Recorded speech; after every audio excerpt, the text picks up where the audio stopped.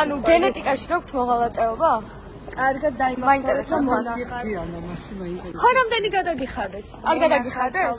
თეში არ მოგაქვთ ხოლმე თუ გერიცხება თქვენ. ვის გადახდაზე ლაპარაკობ თქვენ მოღალატე? ვის უხდიან? თქვენ არ გიხდიან? თუ თქვენ უფრო ქეშად იღებთ ხოლმე და არ ითვლებათ. მოღალატე.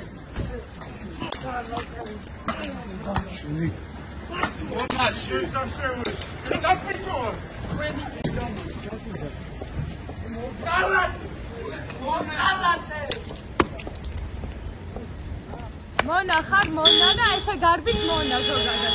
აი ეს არის მონის ხვედრი, ესე უნდა გარბავდეთ ყველგან და ყოველთვის. ვერაზროს ვერ მიაღწევთ იმას, რომ თავისუფლად დადიოდეს თქვენაირი მონა. გასაგებია? იმედია კარგად გაიგეთ.